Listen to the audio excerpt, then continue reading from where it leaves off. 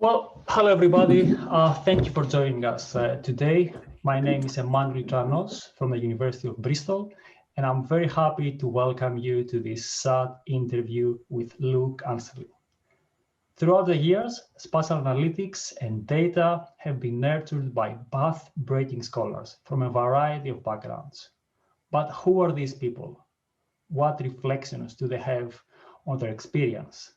How have spatial analytics and data changed? And what is their future? This is exactly what SAT, the interview series, is exposing.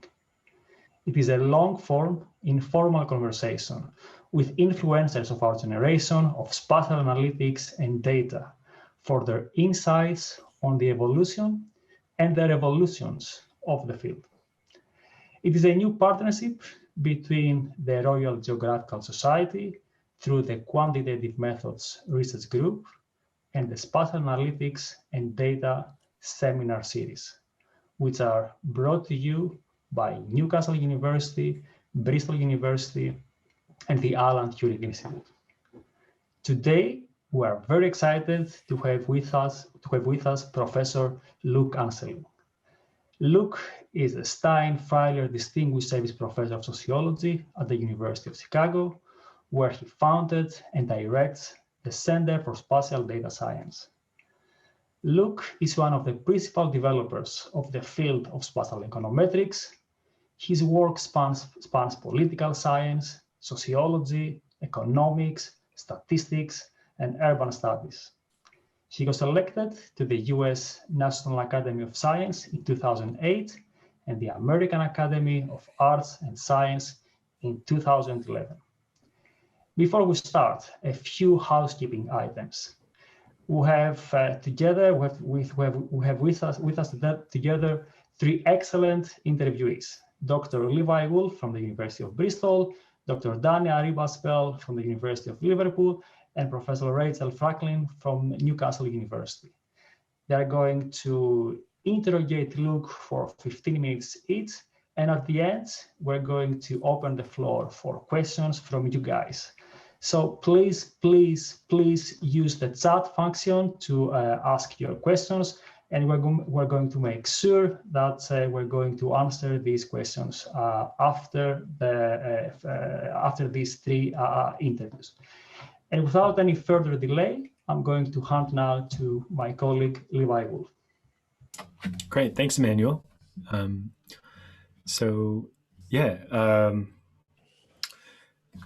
For everybody's benefit, I am really interested in sort of the path and the history that you've taken, Luc, to sort of be where you are now. But first, how's it going? Good morning. It's great. Why is this called sad? Well, it's been a hell of a year. Yeah, no, I mean, well, spatial analytics, right? I guess a term first came up from the Barry and Marble book way back when, but yeah, we thought it would be fitting. What are you working on right now? Well, as I said the other day, you know, this is the pandemic. Isn't that one long vacation? How's it been? It's been great, actually. I've been doing a lot of work on Geoda, with John Lee, you know, thinking about the future of Geoda mostly. You know, we put the latest version together with wrappers for Python and R, PyGeoda, RGeoda. Shun is working on a wrapper for, it's not really a wrapper, for a post-GIS integration, post-Geoda, which is coming soon. And so related to that, there's always little things I get interested in, little refinements of different types of local cluster analyses, spatially constrained clustering. Sure. And in spatially, not so much, I don't work in spatial econometrics per se so much anymore, but I'm still very interested in this issue of spatial regimes and how you can endogenize spatial regimes, so let the data determine the regimes rather than setting them a priori. So, you know, keeping busy. Sounds like a lot for sure. So I kind of want to go back to, you started off teaching economics in a high school, right? And then made this decision to move to the US. Can you walk me through a little bit about sort of, why move to the US? What drew you over? Well, so I finished my undergraduate and was doing a 1-year, a 4+1 master's in econometrics and operations research at the Free University of Brussels. And I had 2 jobs, actually. I was a part-time research assistant covering for somebody who was in the army and who did their service. And so I was working on a demographic project. And then I also taught in a little private high school that prepared expats, Dutch expats, for a general exam in the Netherlands. And that was microeconomics. But I had been in the States as an au pair, actually. After my sophomore year, I was about 19 years old. I spent a summer in the US, and then the next year I went back. And so that kind of gave me the US bug. And at the time, the economic situation wasn't very good in Belgium or in Europe in general. Sure. And the way the university system worked at the time, it may still be the same, but at the time, it was basically a queue. So you had your spot in the queue and you had to wait till everybody in front of you had moved on or taken a position. And that queue was too long for me. Yeah, tough to wait. So, and I had the, my uncle was very influential in this. My uncle was an economist who was a planning professor, and he had been involved in the European regional science conferences, and he had met Walter Izard, and I had started to read some of Izard's stuff, primarily stuff on environmental modeling, which he worked on for a little while. And so that kind of convinced me I was going to give it a try. I applied for a fellowship in Belgium and I got it. And then a 1-year fellowship. So I applied mostly to master's programs, but then Izard actually called me at home and encouraged me to apply to the PhD program instead at Cornell, which I did. And so then they also gave me some money. So I was set, I just took the jump and left, never came back. Wow. I mean, being at Cornell at the time must have been a pretty dynamic scenario, right? There was all this kind of intense structure going on with Izard, and you mentioned Green as well, right? The author of the econometrics textbook. Can you talk a little bit about your kind of time at Cornell and sort of what went into your kind of training and study there? Well, I think it was probably pretty unusual as a graduate program. How so? It took only 3 years. I had very much my mind made up what I wanted to do. Which was, spatial econometrics. I had discovered that as an econometrician, not as a geographer or any spatial person. At the time, one did spatial econometrics without ever looking at a map, which is has changed, I should say. But so it was.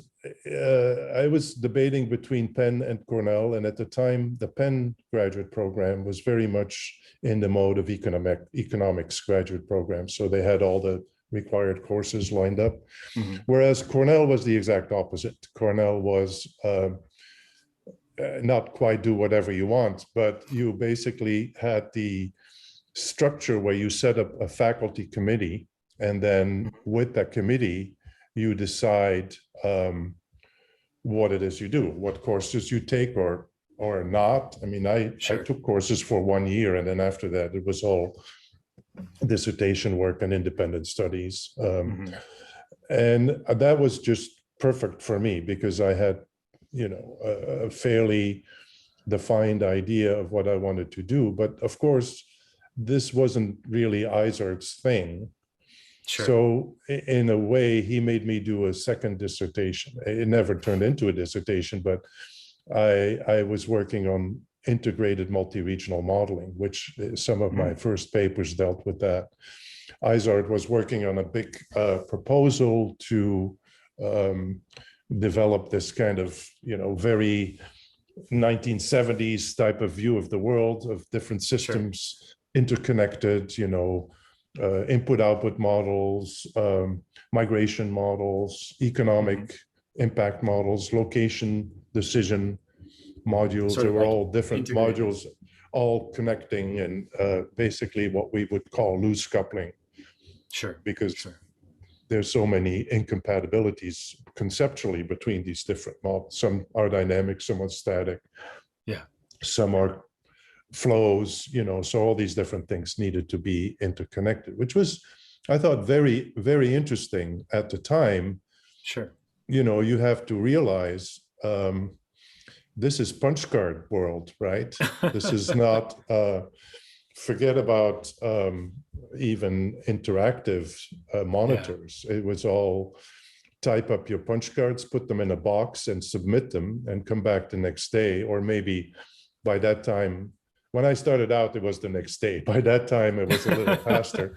But still, you spend a lot of time in this big operating room where you just waited your turn to put your batch into the machine, and then, the printout came out, and they had your name on the printout, and they were all in these different boxes. It was a different world. So far cry from the sort of interactive paradigm you've been working with in Geoda, right? It's very, very different. Right. Very different, very different. For sure. So, well, but that was the beginning, and then in the beginning of my, if you can call it my career, I worked mostly on this multi-regional modeling stuff. Sure. And it's after about a year that I then got back to the spatial stuff, and then started really focusing on that. Sure. Yes, indeed. Yeah.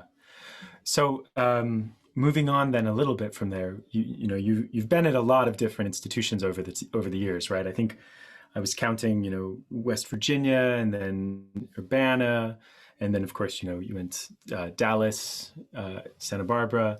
I guess through all those contexts, one of the biggest changes that you've talked about before is the move to Santa Barbara, and I think you put it as becoming a geographer. Can you talk to me a little bit about how you kind of made that transition and how it changed your thinking? Yeah, well, as I said, I had originally I was trained as an economist and an econometrician, so it's all about the equations and thinking of how you can bring space into the equation without ever looking at a map. And so when Santa Barbara hired me, initially I didn't teach spatial stuff at all. I taught multi-regional modeling and those kinds of things, and urban geography and location theory, and that basically what I taught at the time. But I had very close contacts with Reg College, who really was very influential. Mike Kuchard only came later. By that time, I was already a geographer. But it just showed me to look at things differently, and by the time the technology was slowly changing, I think UCSB was one of the first places that actually had ArcInfo as an academic entity, and then so the technology was changing very quickly.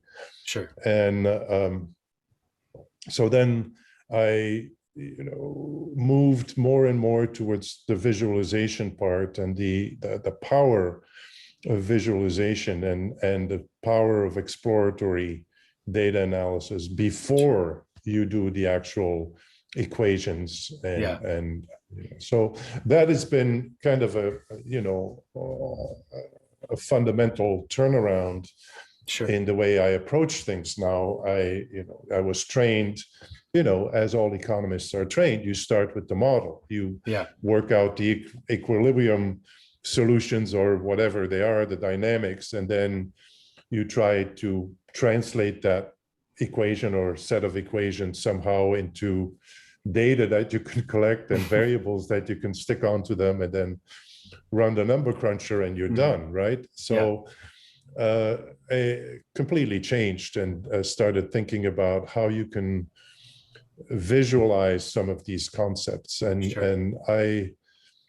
the way I approach this is, when I didn't understand something, is how could I make sense out of this for myself, and then translate that into eventually tools that other could use as well. You know, the first tool, SpaceStat, was completely non-visual, but then as soon as the technology was there, I tried to make it connecting with a map, connecting with different graphs, and making it more visual.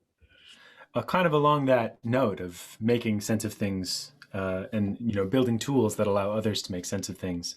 Something I was really struck by throughout all of your different moves and institutional affiliations and visits, you've always been really involved in teaching in all the places you've been.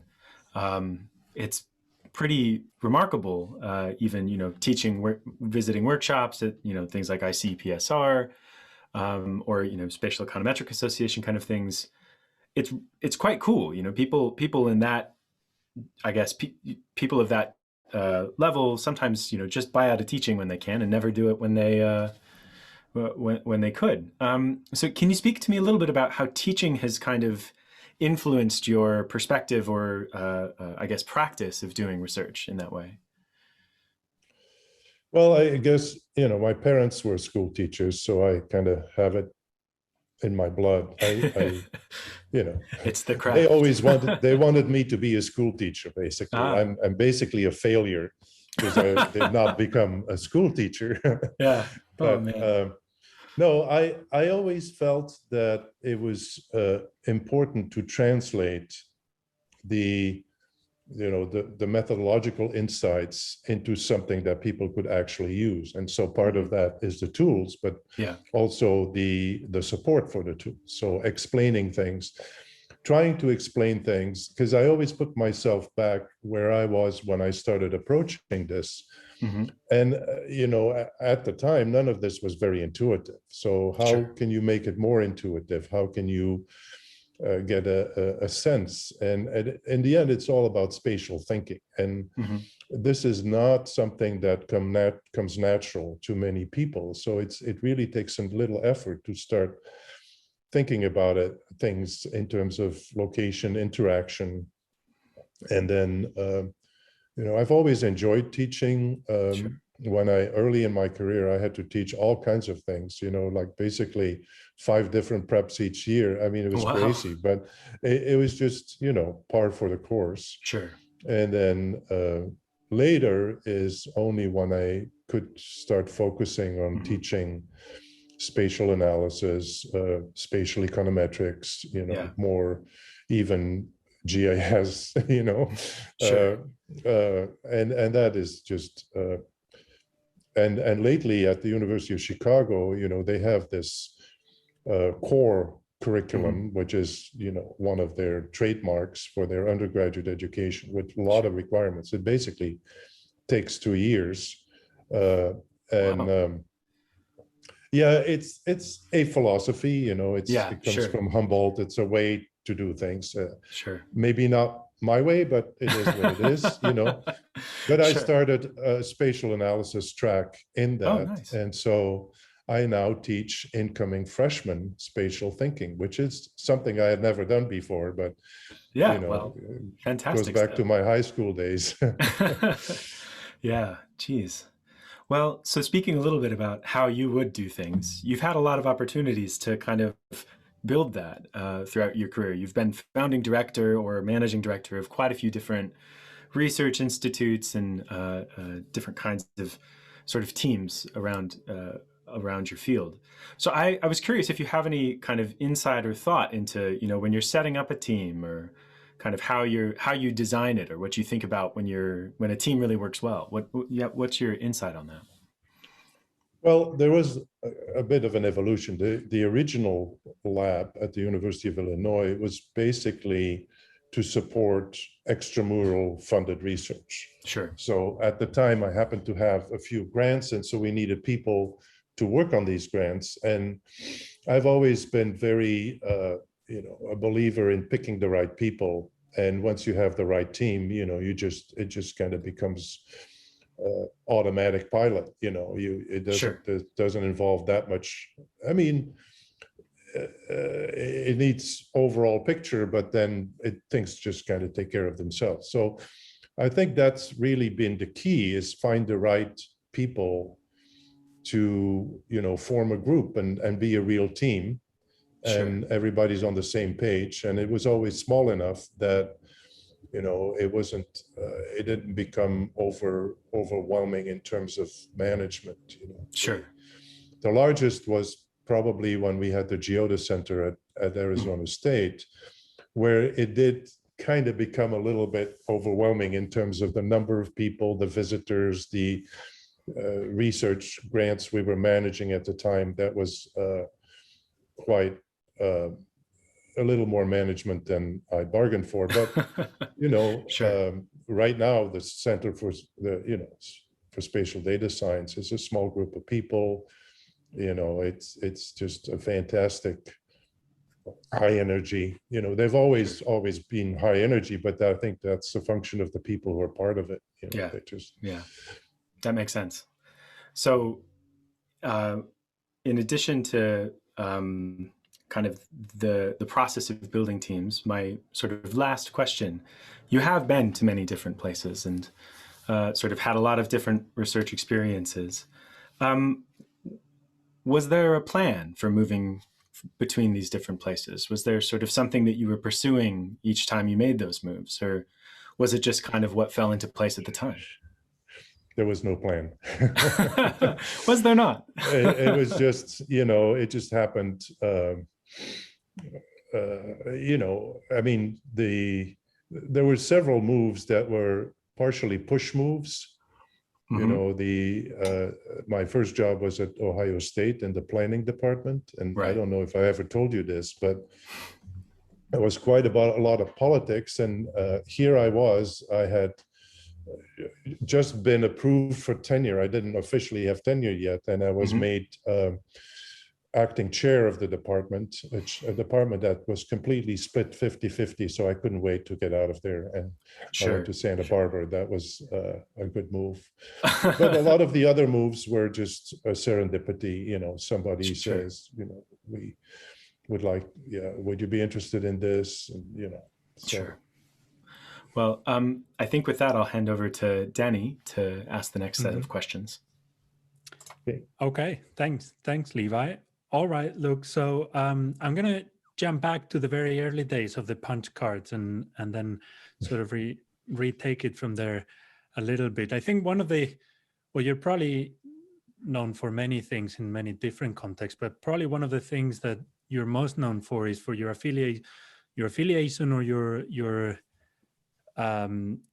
effort and time put into developing software. And this is something that it's one of the biggest constants that you can see throughout your career. You were saying that from the very early days, you were punching cards or sending punch cards to be processed overnight and then looking at the bug and reworking it. And you just started the interview today, actually, talking about the latest things you're working in Geoda and how you're excited about what's coming new.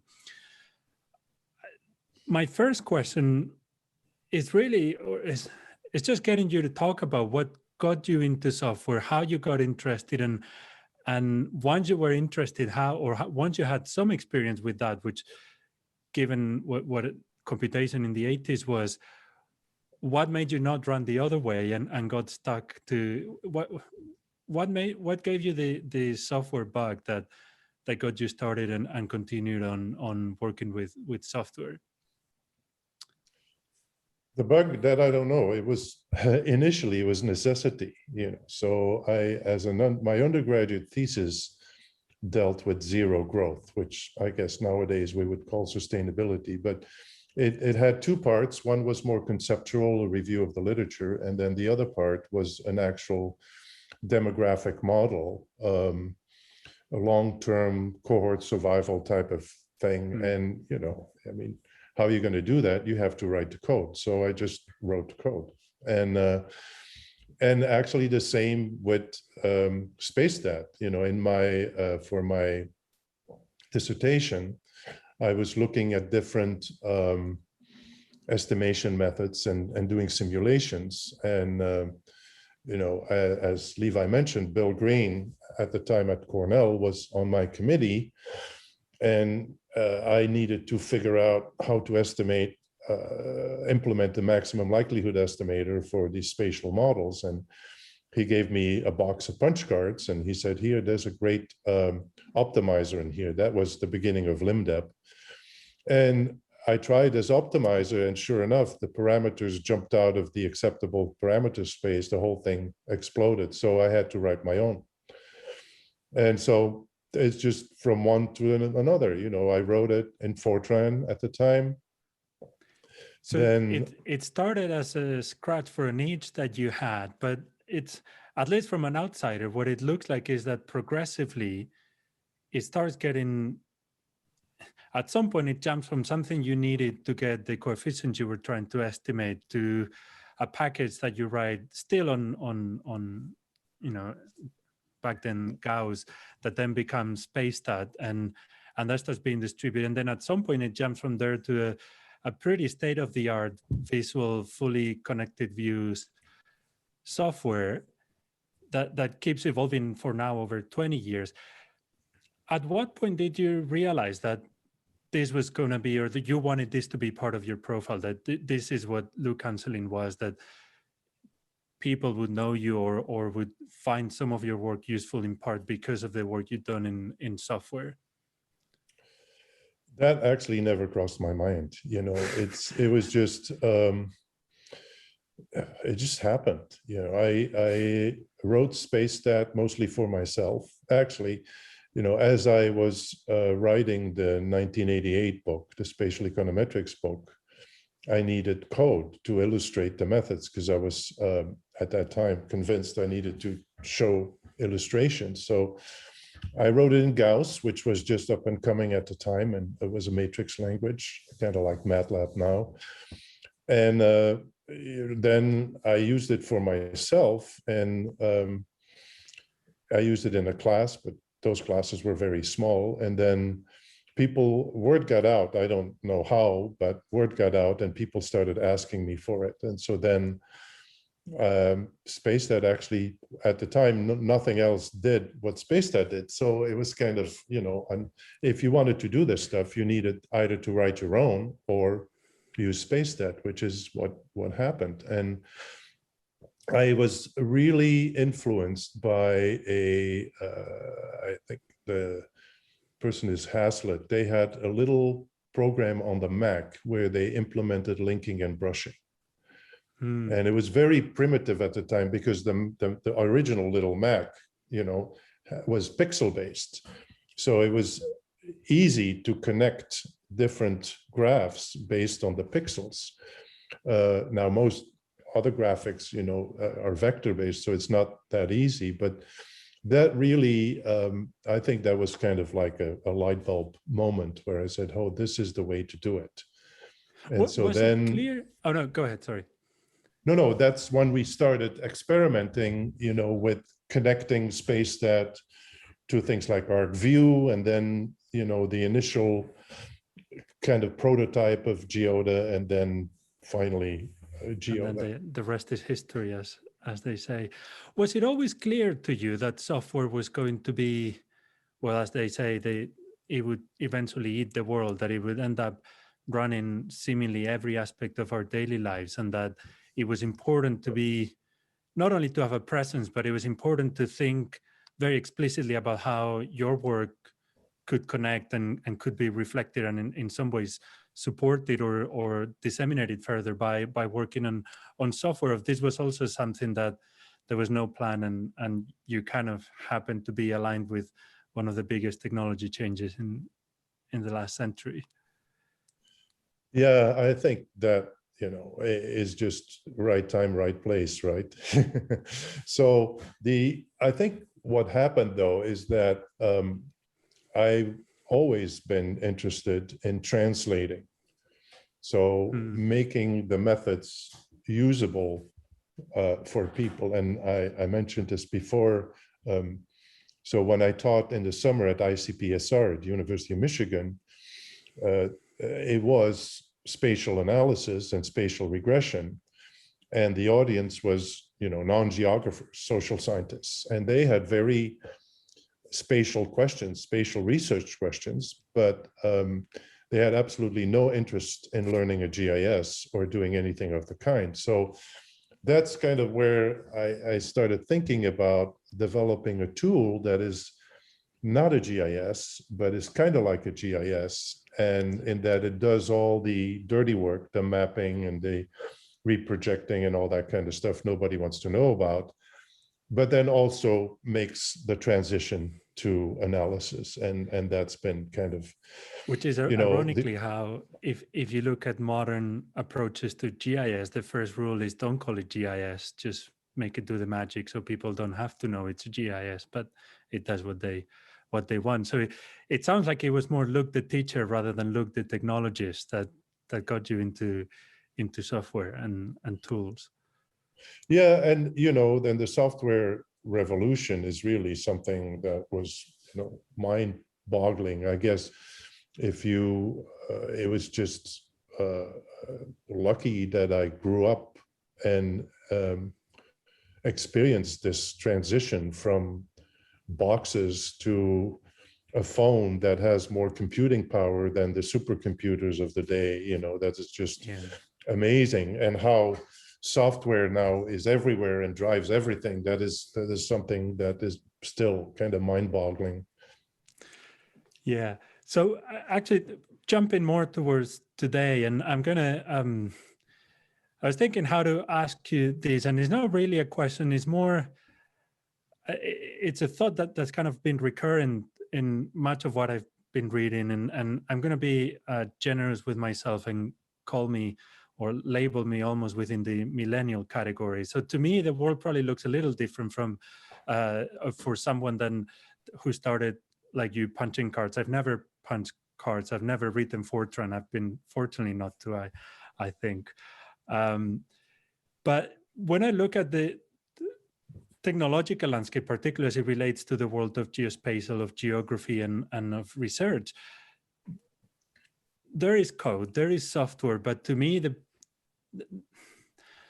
the big step seems to be the appearance of more and more data sources of all different kinds, of all different, well, sizes is obviously what they've become famous for, but I don't necessarily think is the most relevant aspect. But it's definitely, it seems to me that it is the key technology that it's unlocking new ways of thinking, new ways of doing research and of understanding the world in a way that you could argue that's always been the case. We've always been generating more and more data. But when I look at and when I read about the 80s, when you started, the 90s, when Geoda kind of became a thing, or the 2000s when it went viral, it seems to me that the big technological change then was having computers that had more power, that going back to the famous Steve Jobs quote, this was the bicycle for the mind, but the bicycle was the computer, not the analogy was the bicycle for the mind. It wasn't the microscope to look into better scales. Do you think that that's true, or this is just more my millennial perspective and I'm just taking too much for granted in terms of software? I think it's true to a point. I think the questions are fundamental, and the questions are still the same. There are some new questions that are facilitated, I think, primarily by the presence of both space and time, which has, been facilitated. The whole microgeography, that is something that it did exist, but it was very difficult to access. And so that thinking about space and time together, I think is in my view, in part been driven by the presence of streaming data, very frequent data that have both space and time, I think. In the physical sciences, of course, this has been the case for a while, with ocean data and weather data, things like that. But in the social sciences, that's fair. I mean, more recent, I should say. But, yeah, and in part, maybe is because the natural sciences have been much more exposed to sensors for a longer time, and we're now starting to realize that when everyone has a supercomputer in their pocket, maybe we can treat that also as a sensor as well. Well, yeah, the whole human as a sensor, right? You know, well, everybody's indeed, yeah, exactly. Yes.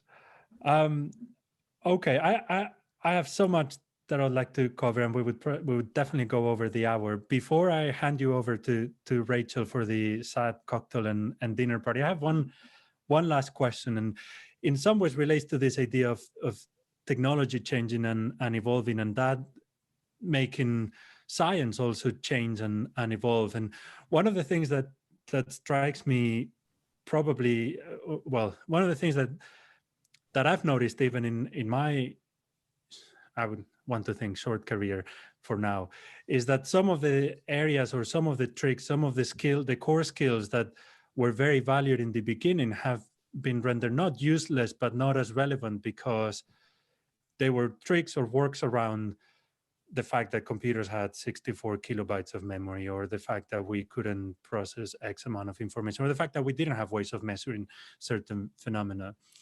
I was curious, and I wanted to get your views on which ones are the ones that you think have not become obsolete? Which core elements that were present and relevant when you started linking ArcView with matrix computation in the 80s are still very much relevant, and you think if we had this conversation in 10, 15 years would still be important for someone who's trying to get into data science today, geospatial GIS or spatial analysis? Yeah, that's a tough one. I mean, what is relevant 10 years from now? Yeah. You know, maybe all the same stuff that is relevant now, or maybe it's totally different. You know, I think algorithms and data structures, which is basically what computer science is, are very important. And knowing how things are implemented under the hood, if you write your own software, I think is very important. But software is becoming so good and so clever that it's taking a lot of that part away from you. I mean, I remember in the beginning of parallel processing, you had to manage everything. You had to manage, you know, how many CPUs, what you assign to which CPU, when to shut them down, when to collect it.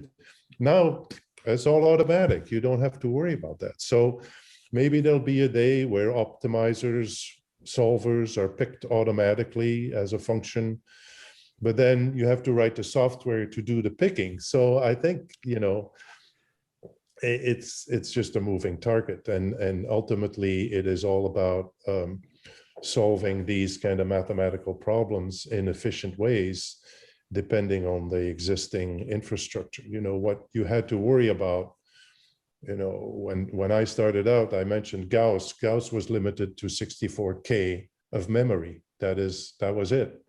So if it didn't fit in there, you had to figure out a way around it to deal with that. And nowadays, you know, memory, RAM, you know, my desktop machine has 128 gigabytes of RAM.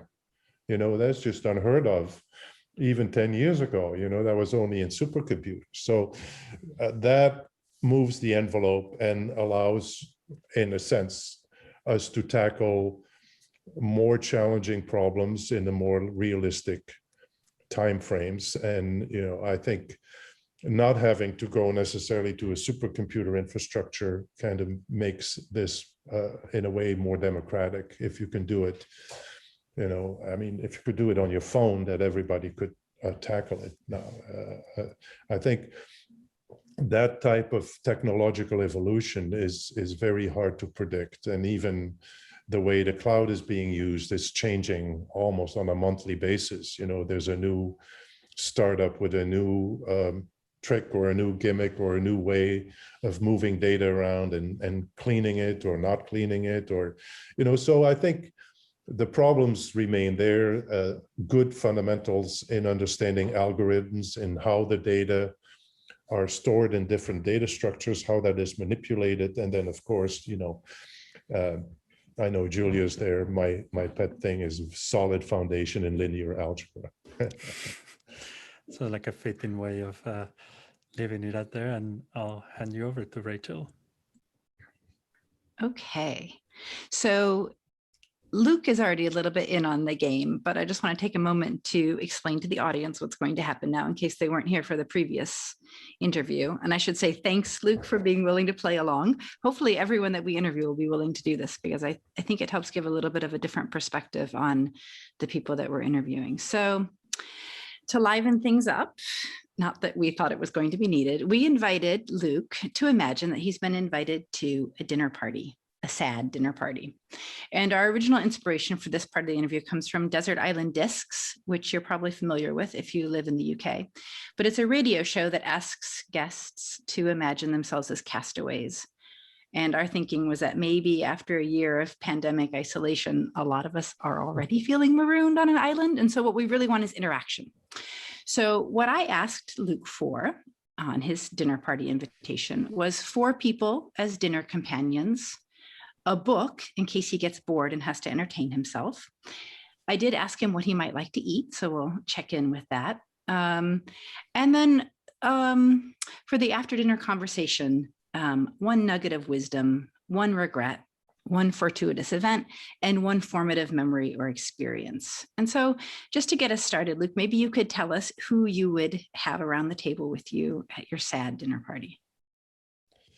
Okay, yeah. So I did watch the Mike Batty interview, and I noticed that Mike Batty was, I should say, aspirational in his invitations, and that he invited people that he had never met but would like to talk to. And I'm not going to do that. I'd like to be comfortable at dinner, so I'm inviting people that I know really well. And first one is Emily Tallon, who's my wife, and who I also work with a lot. I'm her research assistant, basically. So I do the data crunching for her. Serge Ray, who was my first PhD student at UC Santa Barbara, and colleague and good friend, and I've known forever, basically.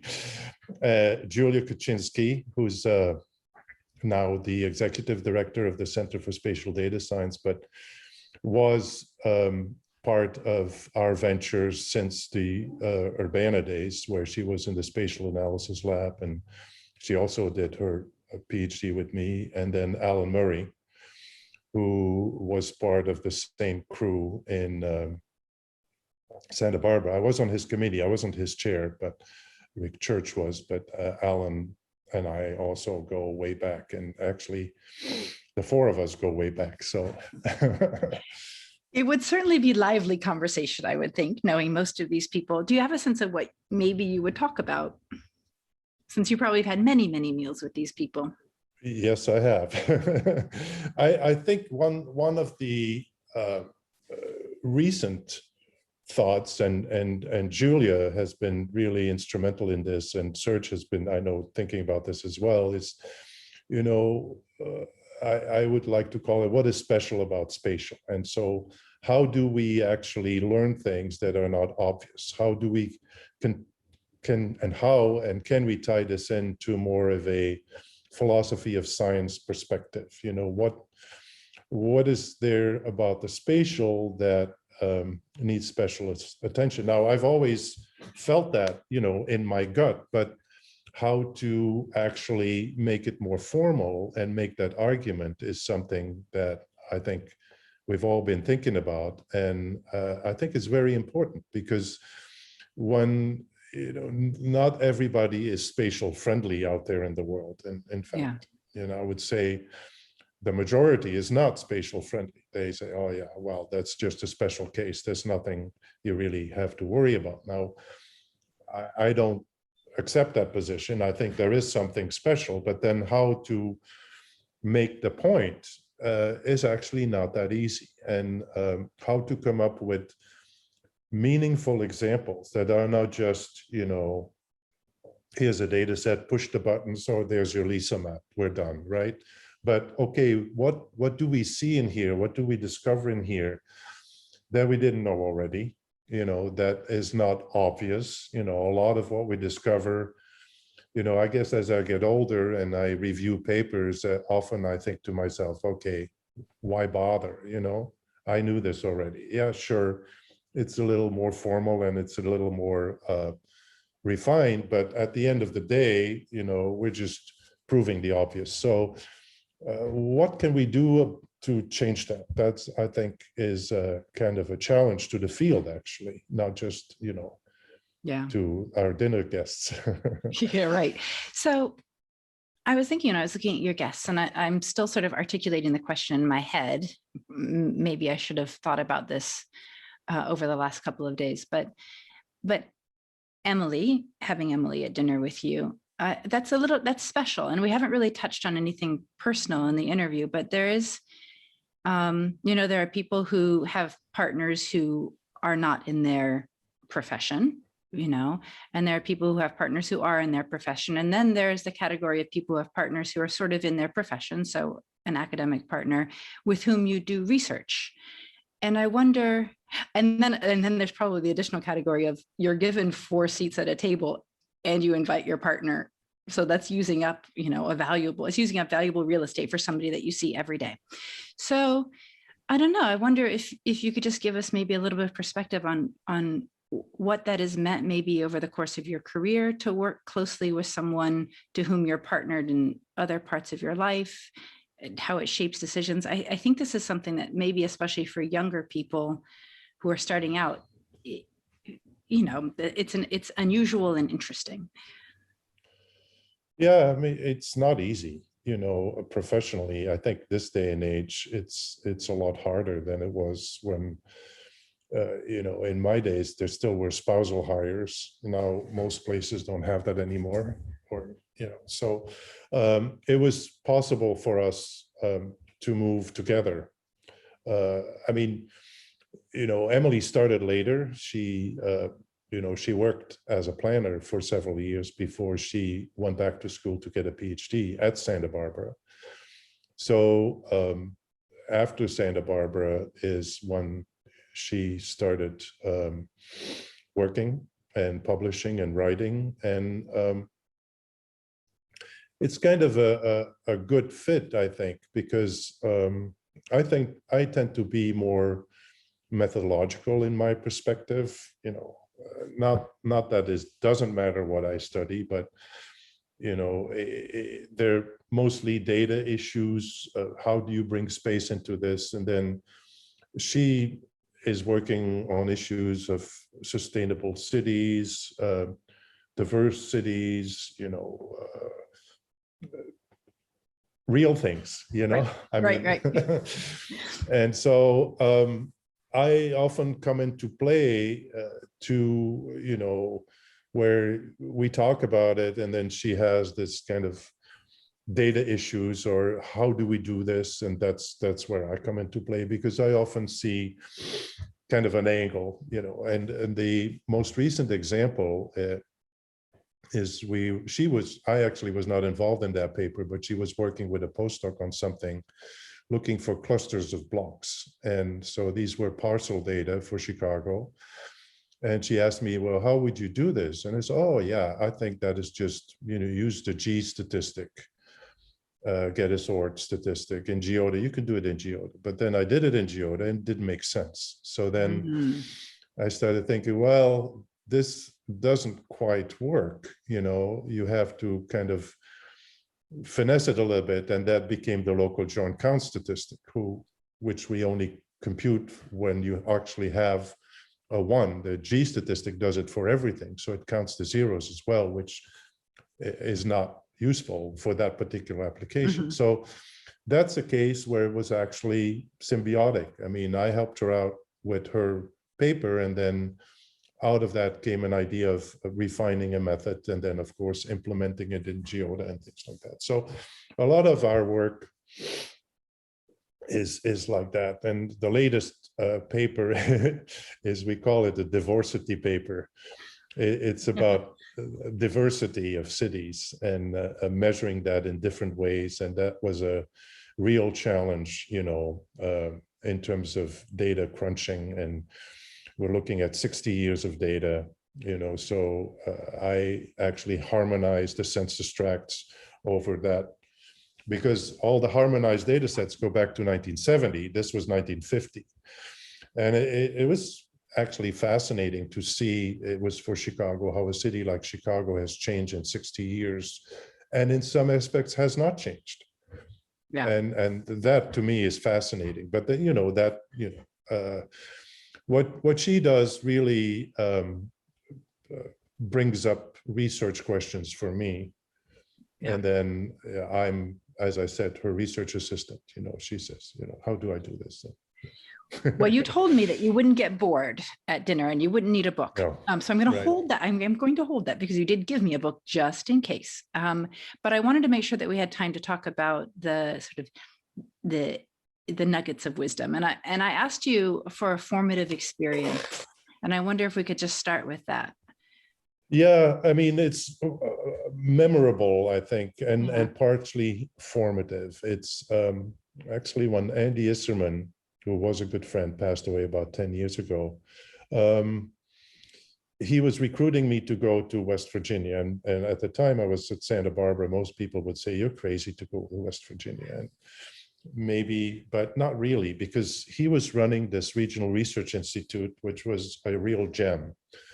At the time it was in a separate building. It had this fantastic library, because the International Regional Science Review, which I ended up editing with Andy for many years, did this summary of journal articles. And this is before internet, right? So the only way to do that is to actually have all the journals. And Andy was a fantastic salesperson, so he managed to talk all these publishers into giving him free copies of the journals. So the RRI had this fantastic library for anything urban and regional. And so Andy and I walked up Cooper's Rock in the snow in Morgantown as he was recruiting me, talking about the future of regional science. And that just really sticks in my memory as something very memorable and, in a sense, formative in terms of thinking about the bigger picture type of thing. Yeah. Do you remember what you talked about as being the future of regional science? Well, there was tension there, because it was mostly about, what is regional science? What has it become? There was Walter Izard's vision in the beginning, which is kind of this new social science, which obviously was not going to happen by that time. Andy had just written the kind of a 40-year vision of regional science, and he was very skeptical. And I don't really fully remember, but I think that he still thought it was possible to define something as regional science. And I was less convinced.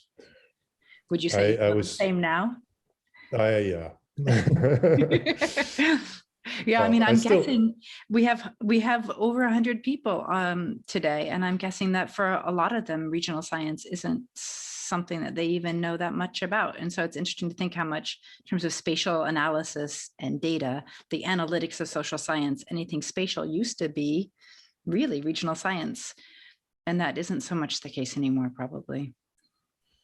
Yeah, I think it's just one of those things, some of these interdisciplinary fields and departments pick up, and regional science had a really good run, I think, with Penn and Cornell, and then various program-like offshoots in Europe. And I think it's still, much bigger in Europe and Asia and other places than it is in the US, which is much more disciplinary in a sense, and disciplinary in kind of a bad way, in that, you are an economist, you are a sociologist, and if you are an economist, this is how you write a paper. If you write a sociologist, this is how you write a paper. And they may be about the same topic, but they're very different papers. So I never fit into that, ever, still don't, and that was welcoming of regional science, because at least in Izard's view,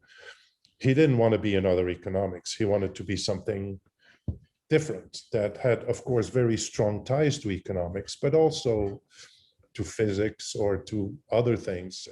In the end, biology. He was thinking about all these other ways of thinking about the world that were relevant to spatial problems, but it never took off, institutionally. Right. No, that's for sure. So I can see that we're slowly running out of time, but I really want to just cover a couple more of these if we could. Your piece of wisdom, I wonder if that you could share that with the audience. Yeah, my piece of wisdom is no regrets. It's really just make a decision and move on, That's probably the shortest, most succinct piece of advice that we're likely to get in this entire series. And it pairs very interestingly with the question that I asked you about an accident or fortuitous circumstance. And you said that so far, no accidents. Yeah, but probably lots of fortuitous circumstances. I mean, I'm thinking about how you ended up in economics in the beginning. That seemed to me almost fortuitous that you happen to have a family member who does something sort of related, and Yeah, a lot of fortuitous type of things that kind of happened. I mean, everybody goes through this in their life. I could have been somebody, right? If only I had done this other thing, right? I could have been a soccer player, right? But it's these things happen. But I think there's no point thinking and saying, if only I had done this or that. You move on. You learn from your mistakes. You're going to make mistakes. Everybody makes mistakes, and the thing is to build onto that, and just as long as you're happy. And I'm incredibly spoiled that my whole life I've been doing what I like to do. It doesn't seem like work. Who has that? That's just, I could have been maybe a doctor or an engineer or something else, or an attorney, but it's just my hobby is my work. Yeah, I feel that way too most of the time. So there were a couple of bits about books in this. There's the books in case you get bored, but in Desert Island Discs, castaways over time have been told that they can choose a book to bring, but then they'll always be given the Bible and the complete works of Shakespeare. So that's, I think, supposed to be the canon of Western culture. And so I asked you what you would consider to be the sort of the canon of spatial analysis and data, the sad canon. What two books you think should just be at every dinner party? It's actually very difficult. I think I had no problem picking what I gave you as the second book, which is Computer Age Statistical Inference, that came out a couple of years ago by Efron and Hastie, which I think is really for data science a critical book. Is to think about, we're all brought up with classical statistics, p-values and all these things like it's sacred, right? As it turns out, if you do 100,000 simulations, that stuff becomes pretty meaningless. So then how do you actually still learn from the data? How do you still quantify uncertainty, which is what statistics is about? And how do you do that in a computer world, which I think is pretty critical. The other book, I was wavering, I picked Cliff and Ord, Spatial Processes. I almost picked Berry and Marble, which is the earlier spatial analysis book, or Noel Cressy's, but Noel Cressy is maybe not that accessible, let's put it that way. It requires a certain background. But in terms of the coverage, that is really fundamental to spatial analysis. Yeah, I'm thinking that what we really need is a sad library. Well, I want to bring it to a close because we're a little bit after 5, and I know I didn't ask you what book you would entertain yourself with. Oh, but you could tell us what you would eat. Show us what you'd entertain yourself with. This book, sad. And tell us what you eat at dinner. Oh, what I eat at that dinner, right? It's a special dinner. I'll have veal piccata, which is my favorite, even though I'm basically a vegetarian. And you ask for dessert, I'll have creme brulee. Sounds fantastic. And so I'm going to turn it back over to Emmanouil now, and hopefully we've got some nice questions waiting for you, and hopefully people can hang out for just another 5 minutes or so, just so we have a chance for more informal conversation. Thanks, Luc. Thank you very much, Luke. Very interesting discussion. We have a few questions for you on the chat, and I will start with the first one, which has to do about innovation. So Jenny Williams asked, how do you think COVID might have affected innovation? Are you planning any more innovation research? Innovation, I think the effect of COVID is actually exaggerated. Of course, it is major on society in terms of the number of deaths, the number of people who have been sick and are still sick.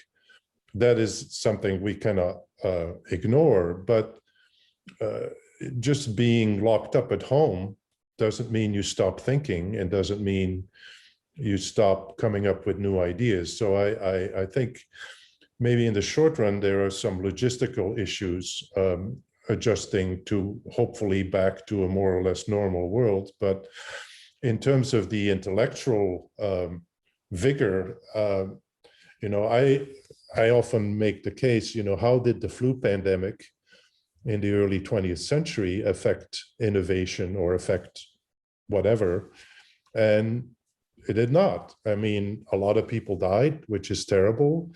And I think it did affect how we thought about pandemics and how we thought about the diseases and the spread of diseases and vaccination and public health policies. I think that will be the major impact of COVID, is that we are no longer naive about this and we start eyes wide open, right? And I think that is going to be the major impact. Maybe we'll be getting used to wearing masks on a plane or things like that. But in terms of intellectual thinking, innovation, if you're, it might even be better, in my case, I love working at home, not having to deal with regular meetings and things like that. And I try to stay away from Zoom as much as I can.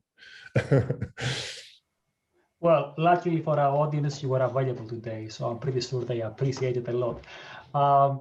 I have another question from Antonio Paez. He's asking about regional science. He says that regional science was probably seen by its founders as a destination. But I think, he says, that it probably was more like an interesting crossroads until it was not that interesting anymore.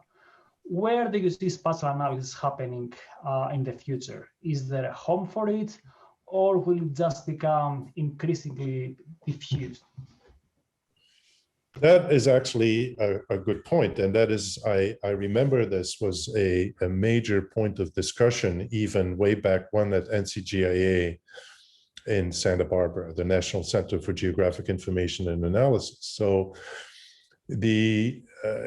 basically, I think the way Mike Goodchild put it is, if GIS is everything, I'm not paraphrasing it correctly, but basically GIS brings everything together. So is it still its own discipline, or does it become part of everything else? So, you cannot be a proper economist unless you know GIS, that kind of evolution, which is not happening. But I think we're kind of in between there, where spatial analysis in some places institutionally has been separated or separate and becomes its own thing.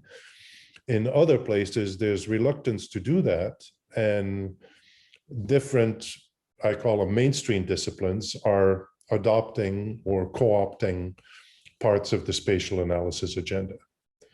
I mean, in the end, what does it matter, right? It doesn't really matter, because as long as the ideas are there, as long as the relevance of the research questions are there, honestly, I don't care whether the person addressing this wears an economics hat or a geographer hat or a planner hat, it doesn't really matter.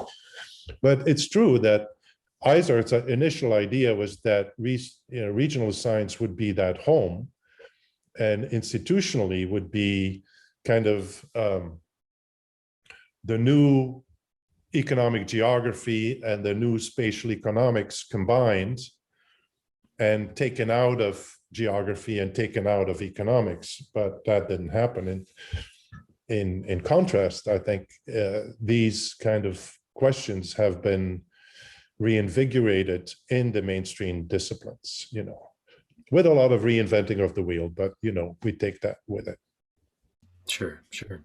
There is a question in the chat asking for sort of perspective on spatial analysis in the short term. So if these debates are things you see going on now, can you maybe talk a little bit about the locus of those things? It gets very political, and it depends on the university culture. I think some places are more open to starting new interdisciplinary ventures. I think the combination of spatial analysis with computer science, I think, is very, call it spatial data science, geographic data science, is a very, has a lot of future and a lot of prospect.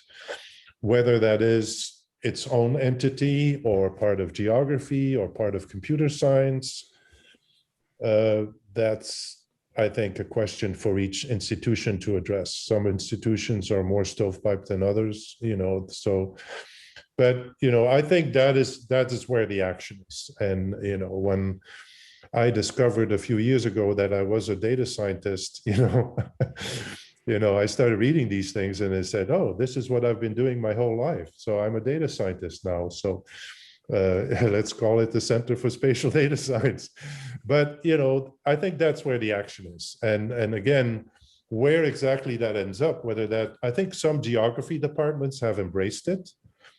And personally, I think that's a very healthy thing to do, given academic politics.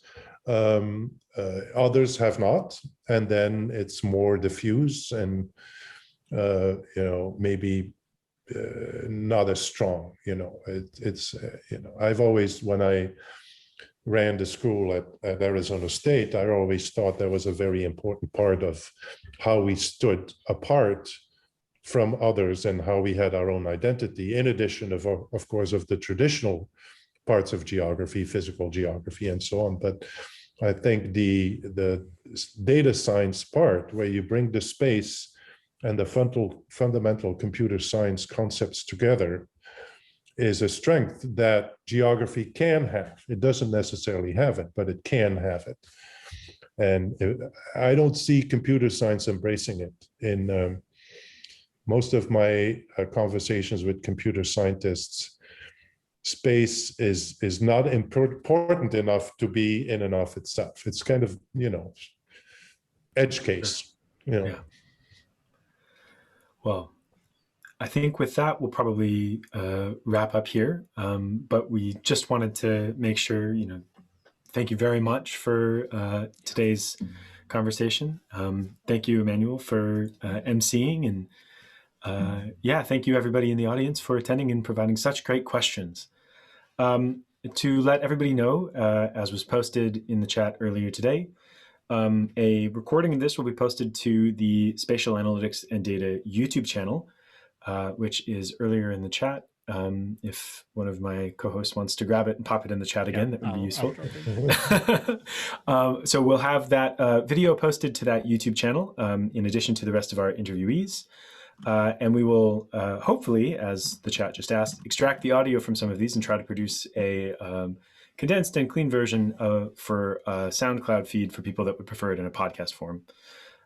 So our next interview will be on the 24th of May, same time, same place. And at that point, we will be interviewing Helen Kuklelis, Emeritus Professor of Geography at the University of California, Santa Barbara. So thanks a lot, all. And we have SAD next week is a regular SAD returns yes, seminar. We have a seminar next week as well at this time and place. Tuesday, 4 p.m. Kevin Mwenda from S4 at Brown University and the Population Studies and Training Center. And of course, we'll be tweeting all of this, probably much more than anyone wants to see, but you can get all the info there. Wonderful. Well, thanks again, everybody. Thank you, Luc. And we'll see you all next week. Thank you, Luc. Thank you, everyone. Nice to see you. Thank you very much. Bye, folks. Take care. Bye-bye. Bye. Bye. Thank you.